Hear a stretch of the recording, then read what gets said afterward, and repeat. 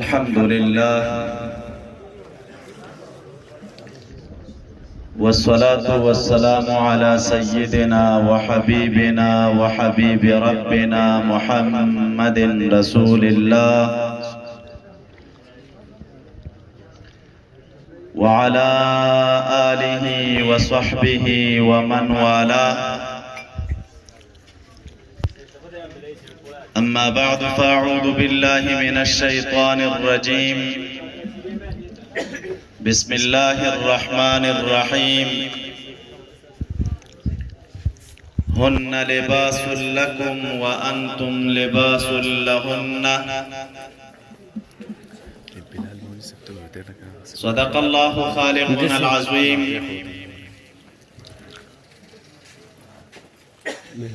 إن الله وملائكته يصلون على النبي يا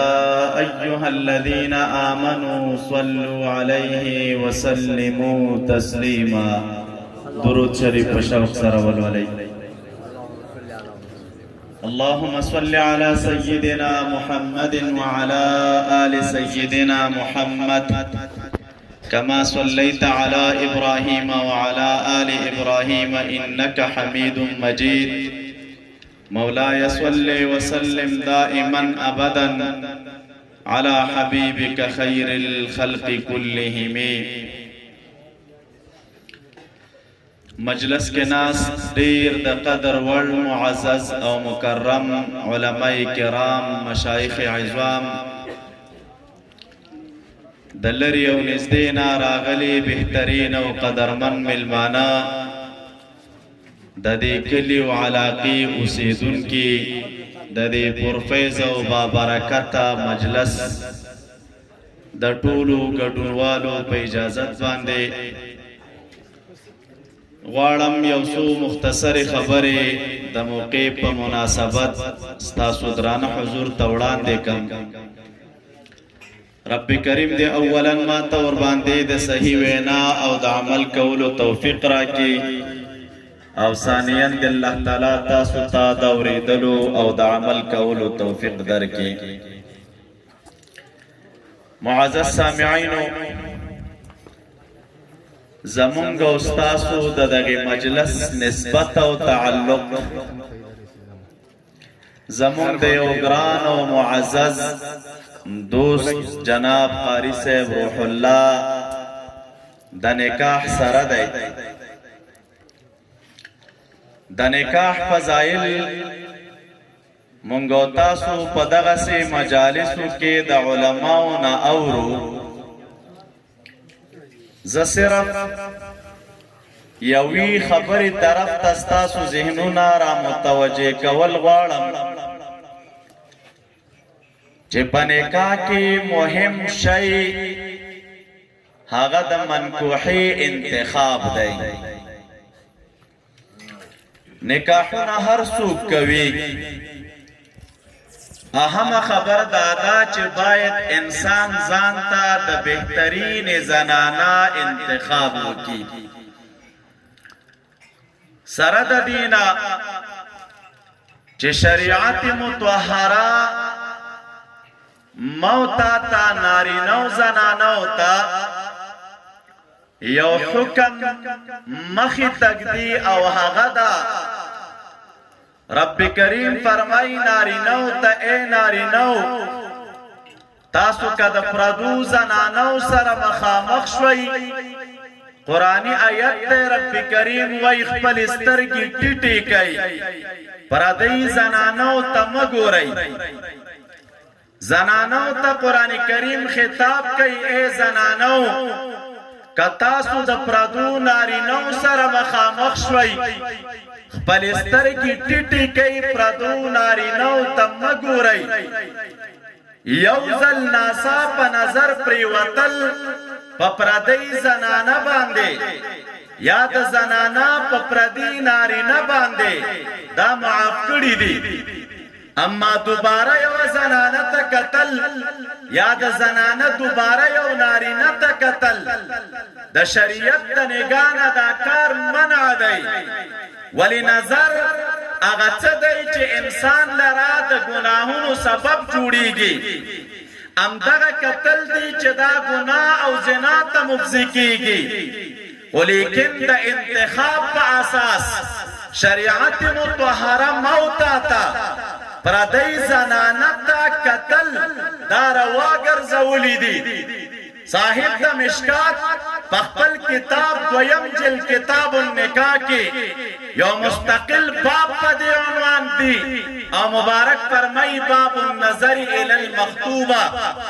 یو سړی مخطوبه زنانه ته کتای شو کنه هغه زنانه چې د اراده د هغې سره د نکاح کولو لري د دې زنانه ته کتلی شي او که نشي کتلی متعدد مرفوع روایات او موقوف آثار په دې باب راخستی دي چې د انتخاب دپاره نارینه زنانه ته کتی شي د انتخاب دپاره زنانه نارینه ته کتی شي په دې نیت چې نارینه وایي زه د دغې ښځې سره نکاح کول غواړم شریعت د هغې وخت ته د کتو اجازت ما تا ته راکړی دی ولې اساس او بنیاد دا دی دوستانو په نکاح کې مهم شی انتخاب دی نکاح داسې سودا ده چې د نارینه او د زنانه د ژوند مسلې دي د ورځو د ګنټو نه بلکې دا د میاشتو د کلونو مسلې دي کلونه ژوند چې نارینه د زنانه سره تیروي پکار دا ده چې دی بهترین انتخاب د خپل ځان دپاره وکړي زنانه ته پکار دا ده چې دا یو بهترین انتخاب د خپل ځان دپاره وکړي په دې اساس زما استاخوک پیغمبر محمد عربي صلی الله علیه وسلم چونکه خپلم نکاحګانې لرو دی یولس بیانې رسول اکرم صلی الله علیه وسلم په نکاح کې وي امت مسلمه ته چې د دغه امت سره د محبوب بېکچه محبت او مینه وه چونکې پیغمبر زما استا خپل نکاح کوونکی انسان و پیغمبر زما استا هغه څوک و چې متعدد نکاحګانې کړې وې د امت ته عجیبه پیغام مخې تږدي ای زما امته نکاح خو کوي خو لیکن د انتخاب سوچ ځان سره وکړه هغه څنګه کتاب النکاح د مشکات کې حدیث دی رسول اکرم صلی الله علیه وسلم فرمای تنکح المرأة لاربعین محبوب فرمای د یوې ښځې سره چې عادتا نکاح کولی شي دا د څلورو خویونو د وجې نه خلک څلورو خویونو ته ګوري د هغې خویونو په وجه د یوې ښځې سره نکاح کوي کله یو انسان د زنانه مالدارۍ ته ګوري د مالدارۍ د وجې نه ورسره نکاح کوي کله یو انسان د زنانه جمال او ښایست ته ګوري د ښایست د وجې نه ورسره نکاح کوي کله یو انسان د زنانه حسب ته ګوري د حسب د وجې نه ورسره نکاح کوي او کله یو انسان د زنانه دیانت او دیندارۍ ته ګوري د دیندارۍ د وجې نه ورسره نکاح کوي محمد عربي صلی الله علیه وسلم د خپل امت ته وایي ای زما امتي تربت ادا کا فاصبر بذات الدین لاسونه دې په خاورو باندې شه ګوره د دغې څلورو خویونو د وجې نه یو انسان د زنانه سره نکاح کوي خو پام کوه انتخاب کې خطا نشي چېرته ظاهري حسن ته تنها ونه ګورې مال ته تنها ونه ګورې حسب ته تنها ونه ګورې ای زما امتي کامیابي ځان ته په یوه دینداره زنانه حاصله که معنا دا ده که چېرته نکاح ته کوي نو بهترین انتخاب ستا دپاره دا دی چې د یوې دینداره زنانه سره نکاح وکړه معزز سامعینو محبوب امت ته پیغام پرېږدي نکاح د دینداره زنانه سره وکړه راز دی کې څه شی وه دینداري یو بهترین صفت دی که یو څوک د یوې زنانه سره د دیندارۍ د صفت د وجې نه نکاح کوي دا بهترین انتخاب دی وجه څه وه زما ستا پیغمبر نکاحګانې کړې وې سره د دې نه چې د نبي علیه السلام ټولې بیبیانې د رسول اکرم صلی الله علیه وسلم جوړې وې رب کریم قرآن عظیم الشان کے فرمائی وَأَزْوَاجُهُ أُمَّهَاتُكُمْ اے مومنانو دا رسول اکرم صلی اللہ علیہ وسلم بی بیانے داستا سمین دی علماء تشریف فرما دی پا عربیت کے کلا خزی تزوجہ ویلے کی گی کلا تیرا تعبیر دا خزور پا نساء سر کی گی کلا تیرا تعبیر پا امرئی سر کی گی و مفسرین کرام لکی کلا چیو نسبت یا تعبیر دا زناننا دا دا زوجی پا کلمی سر وشی وی اکثرا پا دیزای کی موافقت دینی مراد وی یعنی زوجہ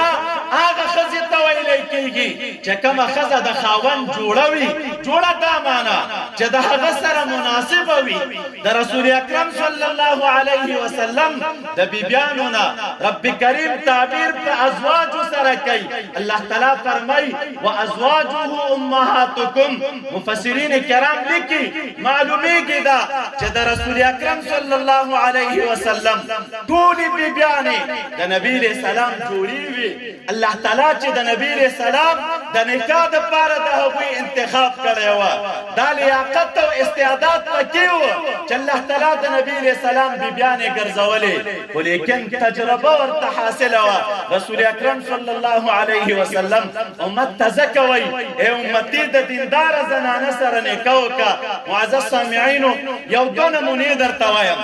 چاہ دا دیندار زنانہ انتخاب کرے داگی سمرہ بہترینی پہلی وی چاہ دیانت و دینداری تنوی کتلی داگی سمرہ بدترینی پہلی وی دا دینداری یو نمونہ دا رسول اکرم صلی اللہ علیہ وسلم پا بی بیانو کی کمانگو تاسی سوچکو دا نبی علیہ السلام اولنی بی بی چه نبی علیہ السلام اور سر نکاح کرے وا اگا ام المؤمنین خدیجة الکبرى رضی اللہ تعالی عنہ امام بخاری باب لگا والے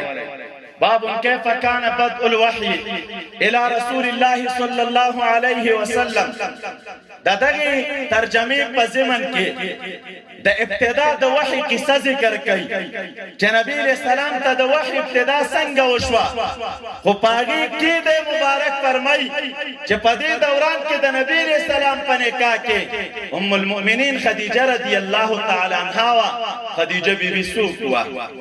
دا یو مالدار زنانه وا تاجر وا غلامان لرودل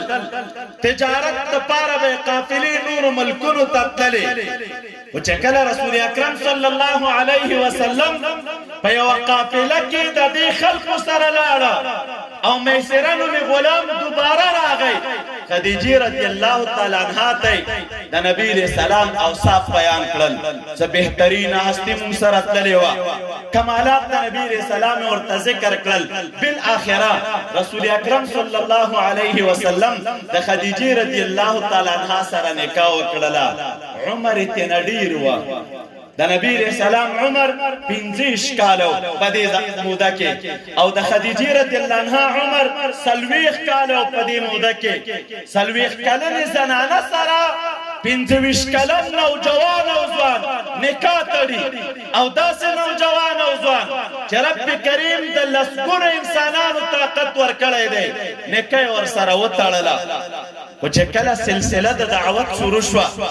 وحی راغلا رسول اکرم صلی اللہ علیہ وسلم تا دا وحی عجیب منظر وا نبی علیہ السلام غار کے ناستے امام بخاری رحمت اللہ علیہ وی نبی علیہ السلام با دکورا تا غار حرا کی با کے ناستا و عبادت بے کو علتا زان سر بے تو خبرلا محدثین لکی کلا بے میاش تیرا ولا کلا بے سلویخ ترازی تیرا ولی دا میاشتا و دا سلویخ ترازو مودبا دا تو خبر نبی علیہ السلام زان سر غار توڑا یو رس دو رزو نرازی جبریل علیہ السلام رسول اکرم صلی اللہ علیہ وسلم تراغی نبی علیہ السلام تا فرمائی اقرأ محبوب والولا نبی علیہ السلام جواب ورکی ما انا بقارئن زلوستون کے نیم کله چې نبی علیہ السلام وایي زه لوستونکی نه یم شارحین د حدیثو مختلف تعبیرات دې ذکر کوي چې ما انا بقارئین کې ما نافیه ده او کما استفهامیه ده علا کلا التقدیرین دواړه تقدیره صحیح دي څوک ما استفهامیه یادوي څوک ما نافیه یادوي و رسول اکرم صلی الله علیه وسلم ورته وایي زه لوستونکی نه یم د حدیث مبارک الفاظ دا دي نبی علیہ السلام فرمایي زه جبریل علیہ السلام ونیولم فغطني ځان ته رانږدې کړم زور یې راته راکړه دومره اندازه زور یې راکړه چې نبی علیہ السلام وایي تکلیف راته راورسېده بیا یې خوشې کړم مبارک بیا راته وایي اقرا نبی علیہ السلام جواب ورکوي ما انا بقارئ زه لوستونکی نه یم په درېیم ځل نبی علیہ السلام فرمایي بیا یې ونیولم بیا یې راته زور راکړه بیا یې راته وفرمیل اقرا بسم ربک الذي خلق چې کله دا آیتونه پنځه د سورې علق رسول اکرم صلی الله علیه وسلم ته ولوستلی شول جبریل علیہ السلام واپس لاړه نبی علیہ السلام د غار نه را روان شه راځي کور ته په دې دوران کې په کور کې دغه بهترینه بیبي خدیجه رضی الله تعالی عنها ناسته ده خدیجه رضی الله تعالی عنها ته وایي زملوني زملوني په ما صادر واچوئ کمپل او شړۍ را باندې را واچوئ حدیث مبارک کې راځي نبی علیہ السلام باندې صادر واچو څه موده بعد رسول اکرم صلی الله علیه وسلم خپل سر مبارک را پورته کړ خپلې بیبي ته واقعه بیانوي ای خدیجې غار کې ناستم یو انسان راته راغی ما ته دا آیتونه ولوستل محبوب په داسې حالت کې کور ته راغی چې وجود مبارک یې په لړزه باندې وه داسې حالت کې کور ته راغی چې د اوبو ترمنځ غوښې خوځېدل او حرکت یې کو داسې انداز کې کور ته راغی چې یا د مبارک زړه په حرکت باندې او په خوځېدو باندې خدیجې رضی الله عنها ته چې واقعه بیان کړه چې داسې عجیبې صحنې سره مخ شوم ته د دیندارۍ اثر ته ګوره مبارکه مخ راته وایي محبوب ته فرمایي لا یخزیک الله ابدا یا رسول الله اله العالمین همیشه دپاره اسکله به تا ونه شرموي وجه څه شی ده انک لتصل الرحمه تا کې خو ډېر بهترین خویونه پراته دي په دغې خویونو مبارکه بیبي استدلال کوي یو خوی درکې دا دی رشته دارانو سره رشتې پالي مسکینانو او غریبانانو سره احسان کوي ښېګڼې ورسره کوي خلکو ته چې دی اسباب د رزق برابروي ډېرې خوبۍ د نبي علیه السلام یې ذکر کړلې مبارکه بیبي ناسته د خپل خاوند ته تسلي ورکوي وایي خفه کېږه ما رب کریم دې هېڅکله هم نه شرموي ډېر ښایسته اوصاف درکې دي خو باوجود د هغې بیا هم ورته وایي شرموي د رب کریم نه خو راځه ورقه ابن نوفل موجود وه د خدیجې رضی الله عنها په نسب کې راته مبارکه بیبي ورته وایي راځه ورقه ابن نوفل ته به لاړ شو مبارک یې ځان سره راوست خو چې کله د ورقه ابن نوفل څنګ ته رسېږي هوښیارۍ ته ګوره زیرکتیا او دیندارۍ ته ګوره ام المؤمنین خدیجه رضی الله عنها ورقه ابن نوفل ته وایي ای زما د تره زویه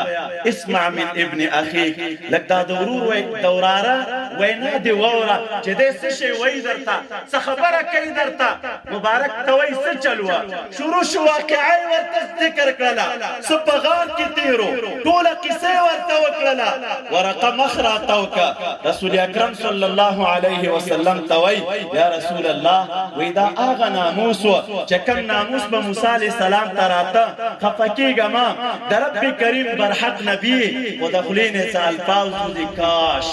چې هغه وخت زه حیات یم چې کوم دوران کې تا خپل کلیوال د خپل کلي نه باسي نو دې دوران کې به مې ډېر زیات کومک در سره کړی وی مضبوط او قوي کومک به مې در سره کړی وی محبوب مخ راته وکړه ورقه ته وایي او مخرجیه ای ورقه ما به خپل کلیوال د خپل کلي نه باسي ورقه ورته وایي نعم او تا به خپل کلیوال د کلي نه باسي وجه دا ده وایي ستا په شان هر چا چې په دغسې پیغام راتګ کړی هغه ته د الله په لار کې تکلیف میلاو شوی کلیوالو د کلي نه ویستلی تا نه مخکې پیغمبران تېر دي هغې کلیوالو د کلي نه ویستلي وه دا تکلیف به تا ته هم را رسېږي محدثین دا حدیث مبارک په خپلو کتابونو کې را ذکر کوي د دېرشو نه بره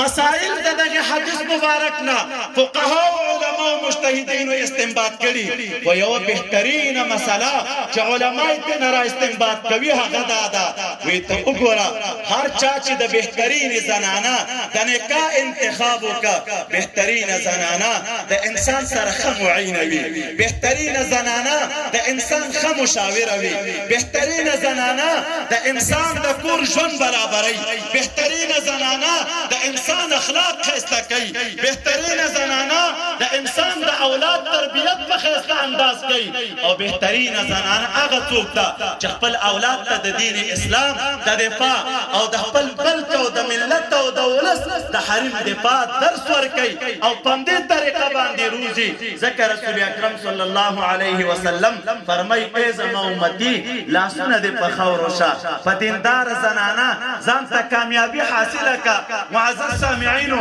همدغه خدیجه رضی الله عنها وه چې کله سلسله د دعوت شروع شوه د دې نه بعد تقریبا 3 کاله زمانه د فترت د وحي وه 3 کاله بعد بیا وحي راغلله نو چې کله نبی علیه السلام پیغام شروع کړه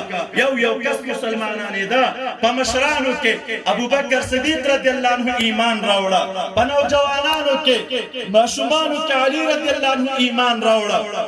زنانو کې خدیجه رضی الله عنها خو اصل مؤمنه وه غلامانو کې زید رضی الله عنه ایمان راوړه دا پیغام د محبوب چې مکې مکرمې کې خورېده کړۍ ورباندې راتنګېده تعلقات ورسره کمېدل تکلیفونو لړۍ سوا کېدله مشکلات ډېرېدل رسول اکرم صلی الله علیه وسلم ته آخر دا چې مبارک مجبوره کړی شه په دې باندې خپل کور یې پرېښود خپله علاقه یې پرېښودله د خپل کور نه ځي څه د پاسه تقریبا یا سکم 2 کاله موده په شعوب ابي طالب کې تېروي الله تعالی مو وروله په شوق سره امین ووایي سره زما شعوب ابي طالب د مینا تر څنګ یو ځای دی تاسو کې که څوک تللي یاستئ حرمینو کې اونې نشته دا کومې اونې چې مونږ تاسو ته یا ګلان یا د عامې اونې په نظر راځي هغې ته هم خاوره د بل ځای نه راوړې ده هغه ځای کاڼی دی عامه ونه چې په دشتو کې ده دا د کیکر اونې دي زیړ ګلان کوي وړې وړې پاڼې لري ازغي لري رسول اکرم صلی الله علیه وسلم کلي نه ووت مبارک لاړ شعوب ابي طالب کې دیره شه صحابه کرام مورخین د محبوب د خولې نه لیکي چې په دغې موده کې چې 2 کاله څه کم یا څه د پاسه نبي علیه السلام هلته تېروي په دغې کلونو موده کې رسول اکرم صلی الله علیه وسلم فرمایي زمونږ ډېری ګزاره دا د ونې په اوچو پاڼو باندې وه نعرہ تکبیر نعرہ تکبیر تلمیذ الرشید للشیخ غلام حضرت غلام الشیخ ابو عمار عبدالحق الحنفی معزز سامعینو ډېری ګزاره مو وایي په سرمنو وه سرمنې به مو وخوټ کولې د هغې اوبه به مو څکلې هغه به مو خوړلې خوراک نه میلاوېده څکاک نه میلاوېده شارحین د حدیثو لیکي د خدیجې رضی الله عنها د وفات لامل همدغه ټکی وه چې ولږې او تندې په شعوب ابي طالب کې د رسول اکرم صلی الله علیه وسلم سره تېرې کړلې راځه لامل ته ګوره هغه تاجره زنانه چې متعدد غلامان د هغې د قافلې سره روان دي نورو ملکونو ته د خدیجې رضی الله عنها مال وړي تاجره ده شهرت لري خو یو دور داسې راځي چې بیا ډوډۍ نه پیدا کوي چې ویې خوري یو دور داسې راځي چې بهترین لباس نه پیدا کوي چې ویې ګوندي یو دور داسې راځي چې په مړه خېټه باندې ژوند نشي کولی یو تاریخ هم دا ونه وایي چې دې زنانه چېرته نبي علیه السلام ته مخ راتاو کړی چې یا رسول الله دا حال په ما باندې ستا د وجې زه خو تاجره زنانه وم غلامان مې لرودل مال مې لروده دولت مې لروده نن لږې دا حالت کې ناسته یم تندې حالت کې ناسته یم خوراک څښاک نشته او بهترین لباس نشته نه و تاجره زنانه وخت د نبي علیه السلام سره په لږه تېروي و تاجره زنانه وخت په تندې تېروي و تاجره زنانه اما بیا بهترین لباس نه مونده کوي خو باوجود د دې په دې ټولو شدایدو باندې صبر کوي د رسول اکرم صلی الله علیه وسلم سره نو ځکه رسول اکرم صلی الله علیه وسلم فرمای د دیندار زنانه سره نکاح کدا د دیندارۍ ثمره وه محبوب ته ډېره ګرانه وه عائشہ رضی اللہ عنہا فرمائی د ترمذی حدیث دی وای په یوې بیبي د نبی علیہ السلام هم ماته ډیر غیرت نه دی راغلی لکه څومره غیرت چې به ماته په خدیجې رضی الله عنها راته وی سره د دې نه دا د بنتوب خپل غیرت وي سره د دې نه چې خدیجه رضی الله عنها مخکې وفات وه عائشہ رضی اللہ عنہا سره وروسته نبی علیہ السلام نکاح کړی دا دې دوران کې خدیجه رضی الله عنها نه وه او عائشہ رضی الله عنها وایي په دې نورو بیبي ډېر غیرت نه راته وجه دا وه چې په دې ټولو بیبیانو کې زه رسول اکرم صلی الله علیه وسلم ته ډېره ګرانه وم فضائل هم ډېر دي مبارک به خپله بیانول چې ما ته رب کریم دا فضیلت راکړی دی راکړی متعدد فضایل دي او محبوب ته ګرانه مو دعا به هم کوله کله چې به د زنانو ترمنځ سره د دې نه چې تقسیم په مابین د بیبیانو کې د ورځو دا په نبي علیہ السلام لازم او واجب نه وه الله تعالی نبی علیہ السلام ته اختیار ورکړی خوښه شته چې هرې بیبي سره ډېر وخت تېری او که لږ وخت تېری څوک ځان ته ډېره رانږدې کوي او څوک لرې کوي په دې نبي علیہ السلام مکلف نه و خو باوجود د هغې بیا هم د نبي علیہ السلام د عدالت تقاضا دا وه چې بیبیانو ته تقسیم ټاکلی وه خو بیا به د هغې باوجود رسول اکرم صلی الله علیه وسلم دعا کوله ای الهه څه چې زما په وس کې و هغه خو ما وکړل څه چې زما اختیار کې و هغه خو ما وکړل خو په هغې څه کې زما سره مواخذه مه کوه چې زما په وس او اختیار کې نه ده چې هغه محبت و د عایشې رضی الله تعالی عنها سره د نبي علیہ السلام ورسره بې اختیاره مینه وه ډېره ګرانه وه ورته محبت ورسره نو دا مبارک وای چې په دې نورو خو غیرت نه راته اما خدیجه رضی الله عنها باندې غیرت راته وجه څه وه وی لامل دا کله چې به وروستو هم د هغې د وفات نه نبي علیہ السلام کله په کور کې څاروی ذبحه که مال به یې ذبحه که بیا به یې د بیبیانو حصې جدا کړلې د نورو کسانو حصې به یې جدا کړلې و یوه حصه به یې بیله کړله او وبه یې ویلې چې دا حصه د حضرت خدیجې رضی الله تعالی عنها د ملګرو کور ته یوسئ د هغې د وفات نه بعد نبي علیہ السلام د هغې د ملګرو برخه کوله چې دا د خدیجې رضی الله عنها ملګرې وي دا برخه د هغې کور ته ویسئ عایشه رضی الله عنها وایي دې صحنې ته چې به ما کتل غیرت به ډېر راغی په دې معنا چې ته وګوره چې دا نبي علیہ السلام ته څومره ګرانه وه نن دغه دی موجوده نه ده وفات ده او نبي علیہ السلام یې بیا هم د ملګرو برخه کوي دا بهترینه زنانه چې محبوب ته ګرانه وه عزت یې لرو ده شرافت یې لرو ده او دومره شداید او سختۍ د رسول اکرم صلی الله علیه وسلم سره برداشت کړي بنیادي لامل څه شی و لامل ده چې دینداره وه د دیندارۍ آثار پکې و نبي علیہ السلام موتا ته هم د دیندارۍ طرف ته ترغیب راکوي د نبي علیہ السلام مشره بیبي وه کشره بیبي د نبي علیہ السلام حضرت عایشه رضی الله تعالی عنها وه علماء خپل منځ کې لیکلي چې د نبي علیہ السلام د نورو بیبیانو نه دا دوه بیبیانې خو افضلې دي خو په دغې دوه کې افضلې څوک وي څوک د خدیجې رضی الله عنها افضلیت ذکر کوي څوک د عایشې رضی الله عنها افضلیت ذکر کوي طرفینو لره دلایل دي څوک خپل وجوهات وایي د یوې د فضیلت دپاره څوک وجوهات د بلې د فضیلت دپاره وایي خو شارحین لیکي وایي په اعتبار د تقدم د اسلام په اعتبار د برداشت کولو د سختیو په اعتبار د کومک د رسول اکرم صلی الله علیه وسلم بهترینه زنانه هغه خدیجه رضی الله تعالی عنها ده او په اعتبار د علم او د فقاهت سره بهترینه زنانه چې ده هغه عایشه رضی الله تعالی عنها ده دا فقیه زنانه وه عالمه وه صحابه کرامو په مسایلو کې ورته رجوع کوله تابعینو په مسایلو کې ورته رجوع کوله د صحابو په خپل منځ کې مشکل راپېښ شه د عایشې رضی الله عنها نه به یې پوښتنه کوله بهر تقدیر دوستانو کمال په دې کې دی چې سړی د دینداره زنانه انتخاب د خپل ځان دپاره وکړي نو که ته وایې چې دا د پیغمبر بیبیانې وي اسبم غوره وي راځئ دوستانو یوه نمونه درته د یوې صحابیې زنانه وایم تاسو د انس رضی الله عنه بار بار اورئ انس رضی الله تعالی عنه د رسول اکرم صلی الله علیه وسلم یو کشر صحابي دی د صحابه کرامو په منځ کې شهرت په خادم رسول الله صلی الله علیه وسلم لري لس کاله د رسول اکرم صلی الله علیه وسلم خدمت کړو لس کاله مدینه منوره ته چې رسول اکرم صلی الله علیه وسلم لاړه ام سلیم رضی الله عنها د مور وا دی مور د خپل بچی راوس پړو کې ماشوم نبی رسول الله ته فرمایي الله نبی دا به خدمت کوي سره د دین چې د نبی رسول الله د خدمت نو ځکه عمر ډیر کم و خو د نبی رسول الله دومره شفقت او مهرباني په خپل امت وا د چا محبت نه کندمو ورته ویل ټیک دا بس ما خادم وي انس رضی الله عنه فرمایي لس کاله می بیا د نبی رسول الله خدمت وکا د دې انس رضی الله عنه مور دا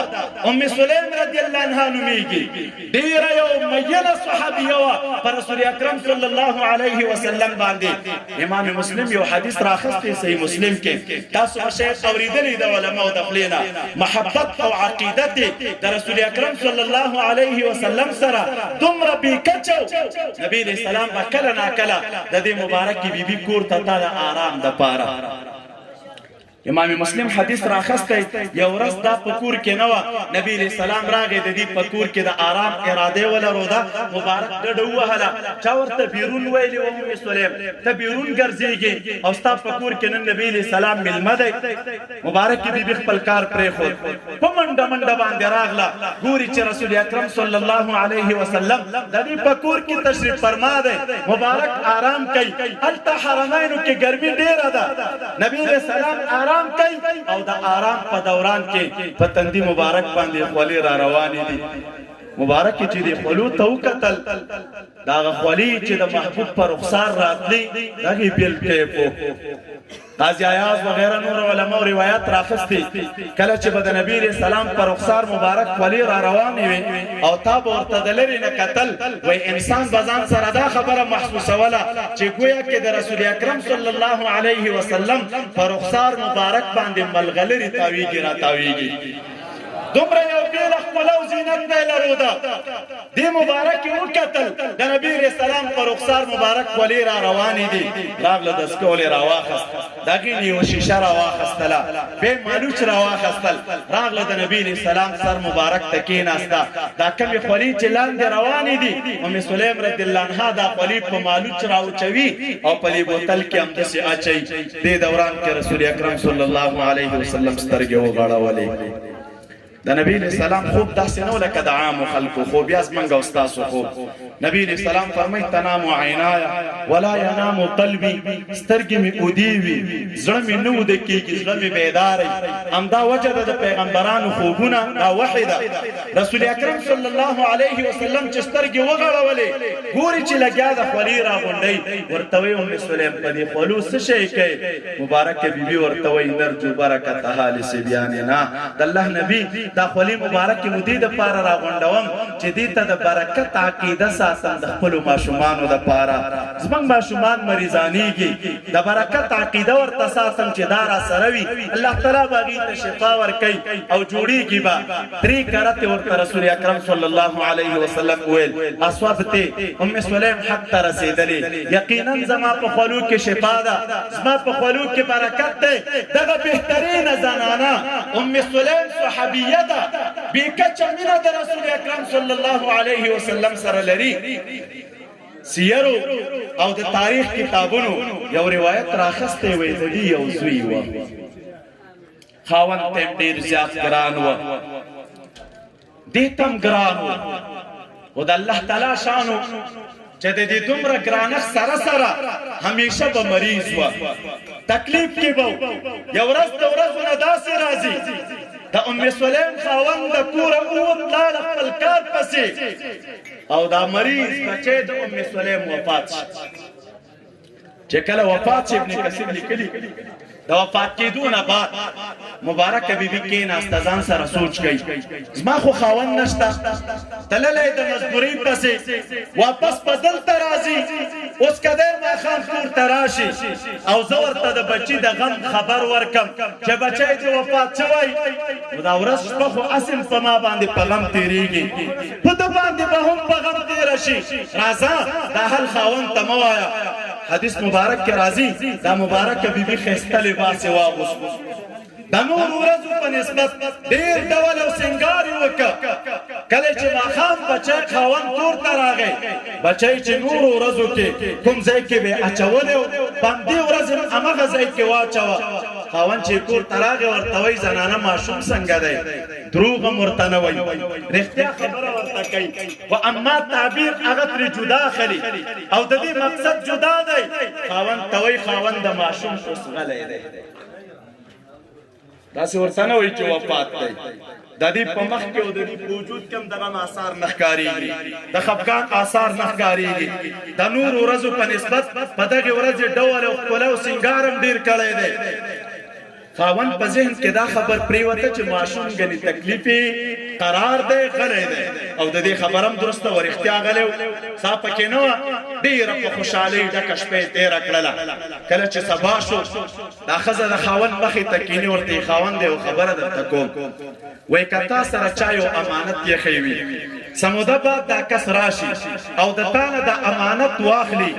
درنه یې وغواړي چې زما امانت راکه وایي دا امانت به تا کې سړي ته ورکړي که ور به یې نه کړې وایي ورکوم یې وایي دا امانت چې ورکوې خفه به یې که خوشحال به یې وایي خوشحال به یم نو مخې راتاو که ورته وایي ما و تا ته چې رب کریم کوم امانت راکړی و هغه یې رانه پرون اخیستی دی خو خبر مې ځکه نه کړې ما خو هسې م درد لیدلی و ته ماښام ناوخته راغلی فکر مې وکړه چې زما خاوند ستړی ستومانه کور ته راشي او د بچي د وفات زیری م ورباندې وکړم نو زه خو هسې م دردمنه وم ومې کتل چې راځه خاوند مه دردمن کوه سبا به ورته حل ووایي خاوند چې د دې خپلې بیبي حالت ته وکتل بچی خپلې دفن که د رسول اکرم صلی الله علیه وسلم دربار ته لاړ خاوند ورته قصه بیانوي یا رسول الله پرون مې زوی وفات و دا ټوله کیسه ورته بیان کړه د خوشحالۍ نه ډکه شپه مو تېره کړله نبي علیه السلام ورته دعا کوي د برکت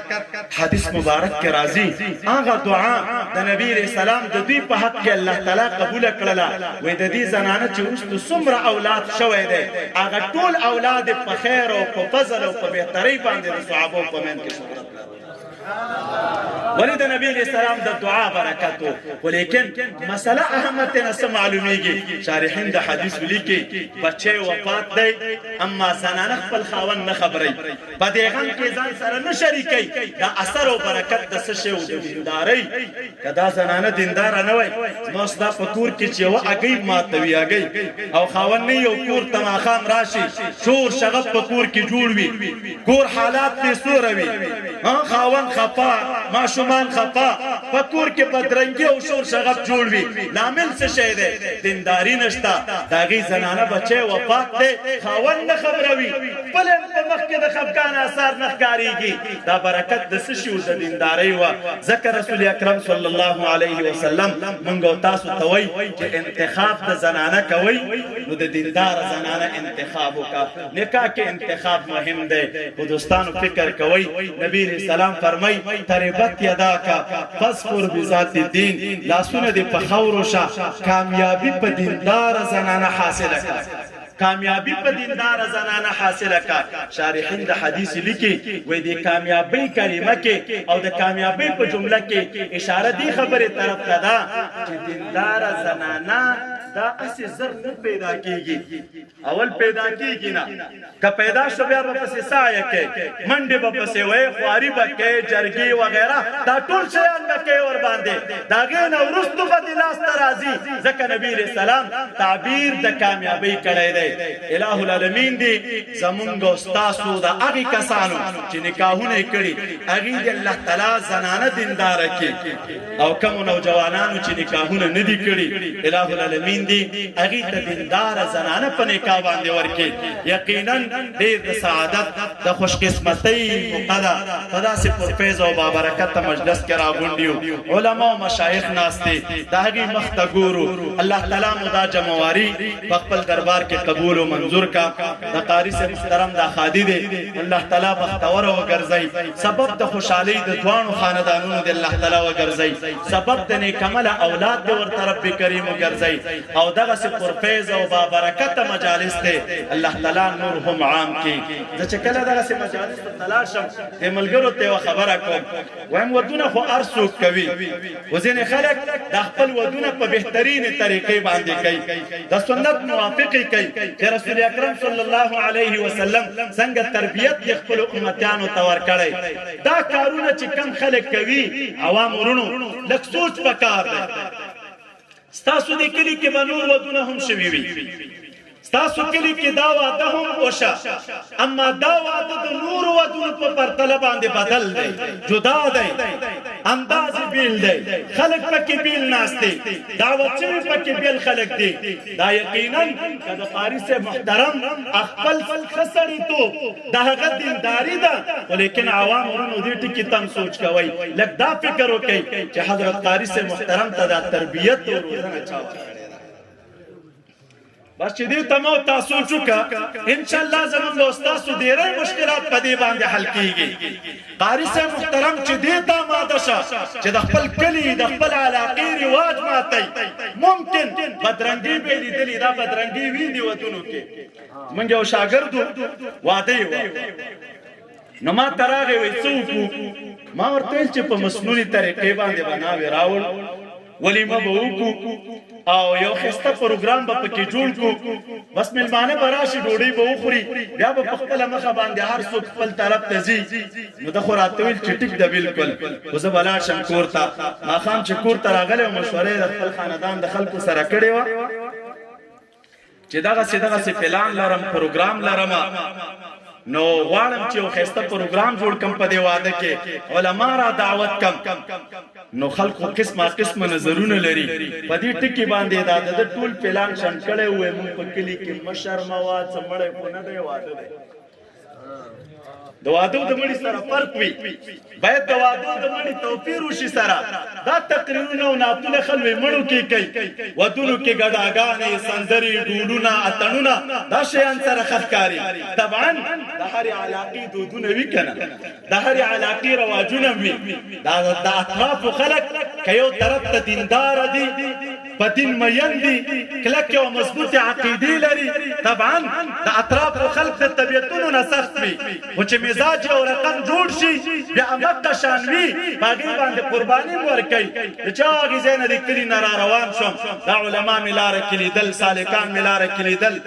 نو یقینا یو بېله فضا مې د خپل باطن کې او د خپل زړه کې محسوسوله دعا مې زړه کې وکړه الہ العالمینه د علاقه هم دغسې آباده لره یقینا د درینو خلکو غیرتي خلک یاستئ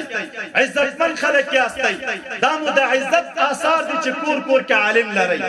دا مو د عزت د خانې دي چې علاقه مو په علماو په مدارسو آباده ده او ډېره د ناز او د خوشحالۍ خبر خو لا دا ده چې علاقه کې مو هغه علما دي چې تعلق یې د اهل سنه والجماعه سره دی اهل زید او اهل باطل چې تاسو وګورئ اکثرا نن په خاریو کې خلک دومره کوشش نه کوي لکه څومره کوشش چې خلک په اطرافو کې روان کړی لکه د اطرافو خلکو طبعا سادهګان وي خلک کوشش کوي معمولي شیانو باندې د هغې نظرونه خپلوي معمولي شیانو باندې هغې ځان ته رااړوي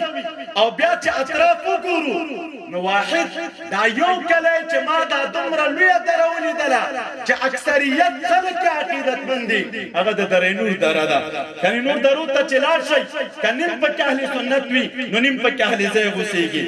نیم که پکې عقیدتمند وي نیم پکې بدعقیده خلک اوسېږي نو بیا طبعا سره د دې نه چې موږ یو تاسې عقیدتمند خلک یو خو د اطرافو خلک دودونه لري که نور هېڅ هم نه وي د اطرافو د خلکو د اتڼ یو د دا چې په هر قانوني کوي سپینګری پکې ګډ وي ځوانان هم پکې ګډ وي دا هر چا خپل خپل دودونه وي او دا دود ماتول